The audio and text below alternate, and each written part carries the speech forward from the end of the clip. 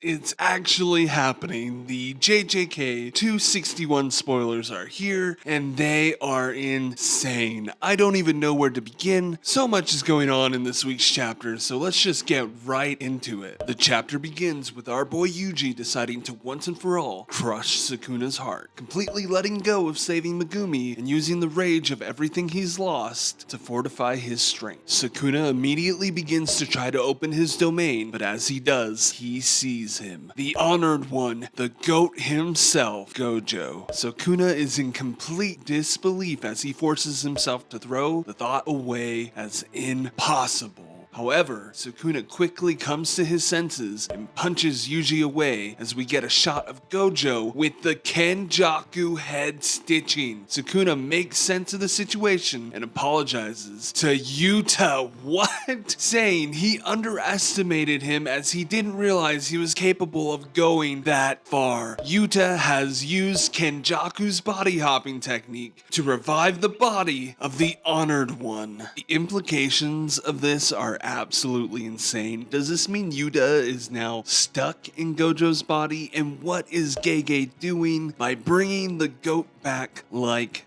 this? I'm wrecked, but let's just keep going. Hey guys, real quick, if you're enjoying this video, please feel free to like and subscribe. I know these little adverts are annoying, but I really do appreciate it because we're trying to grow this channel and every little bit helps. Thank you. Gege gives us a flashback at this point, and we see the group discussing the fact that Yuta will have Rika devour Kenjaku, which will in turn allow Yuta to use Kenjaku's body hopping ability. We get a little back and forth, but the main takeaway is that this is only to be used when everybody else is wiped out and as truly a last-ditch effort. Kusakabe and Shoko start to ask Yuta if he can just copy Gojo's Limitless, and it's explained that it wouldn't be possible since the 6 eyes are part of Gojo's physical body and not a curse technique.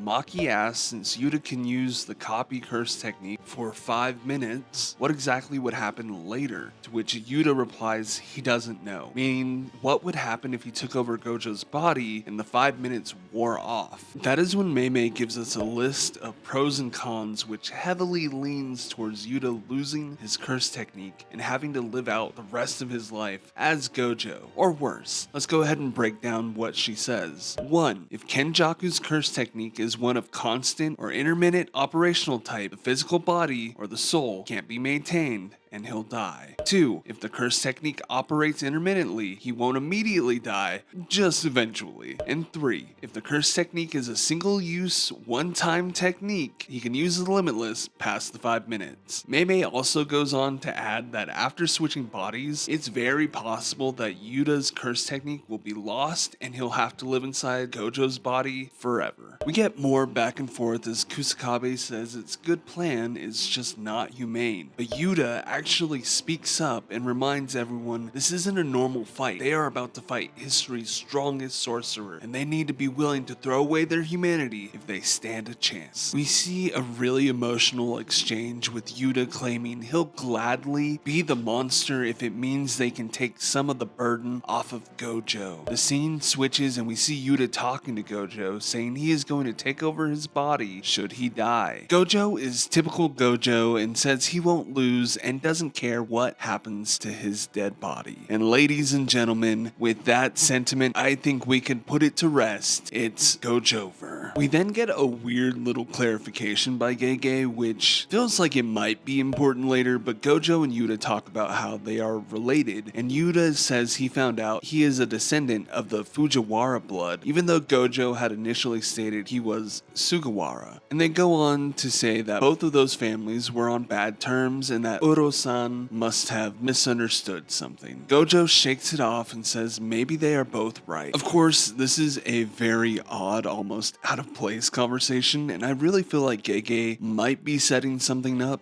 which, you know, theory time. But what if Sukuna is at play somehow since he was an unwanted child, if you catch my drift? Would it be possible that Sukuna, Gojo, Yuta, and Yuji are all related? I don't know. What do you think? Gojo goes on to say that if he loses and everyone in that room dies, like the higher-ups, then the only one left will be Gramps, meaning the chaos of the JJK school world will be put to rest and in good hands. I feel like this is Gege setting up the fact that the old man will be the new leader of the JJK system and that it will be alright. The Honored One tells his students to go away before they have to see a bad side of him, but Yuta refutes this, telling Gojo not to become a monster by himself, but Gojo states that that's just not in the cards because he needs to catch up to him. At which point we get a panel of Geto. Oh man, Gege is really taking us from these high highs to really emotional moments. This is such a great chapter so far. The scene switches again and we see Amai explaining his curse technique. He can amplify the sugar within himself and output it somehow. Although not the most impressive one, he's put to the medical team and begins supplying everyone's brain with sugar.